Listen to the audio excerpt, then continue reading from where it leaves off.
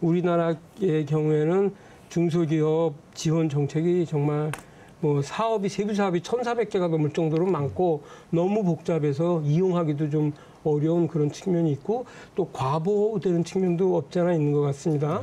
예, 그래서 결국은 피터팬 증후군, 계속 어린아이로 머무르고 싶어하는 대기업으로 갔다가 오히려 중소기업으로 가고 싶은 이런 문제들도 부작용들도 좀 있는 것 같은데 독일의 중소기업 정책, 그거에 대해서는 이런 히든 챔피언을 키우는 것과 관련해서 그 독일의 어떤 산업 정책이나 기업 정책의 가장 특징적인 것은 이제 산업연구원에서 그 이제 사례 분석을 정책 분석을 했을 때 제일 두드러진 특징 하나는 그 일관성입니다.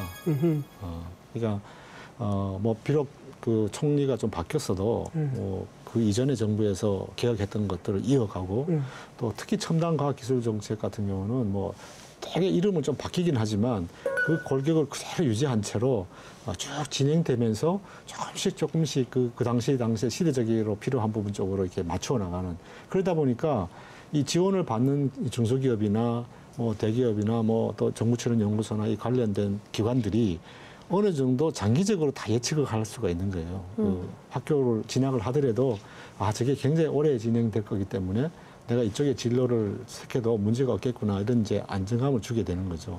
그게 제일 특징적인 것 같습니다. 정책의 확실성, 불확실성이 없는. 장기적으로 진행됨으로 해서 다 예측 가능성을 주고. 그다음에 이제 또 하나 더 우리하고 좀 다른 측면에서는 이번에 인더스트리 4.0이라고 해서 이제 4차 산업혁명이라는 이제 하도로 이렇게 전개되게끔 한 그 경우였는데요.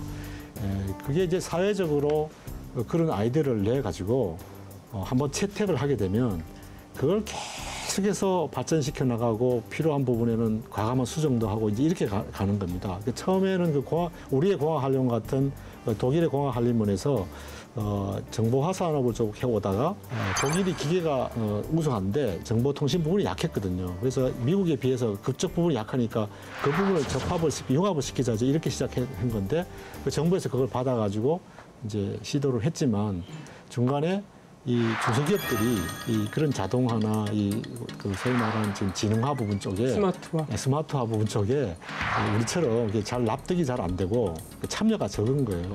그래서 거기는 그걸 시행하기 전에 이 부분이 어떤 의미를 갖는지, 그리고 이 사안에 대해서 어떤 우려가 있는지를 먼저 파악을 하더라고요. 그랬더니 그 독일 사회가 전부 다 이거 자동화 아니냐, 그러면 이게 일자리가 없어지는 거 아니냐.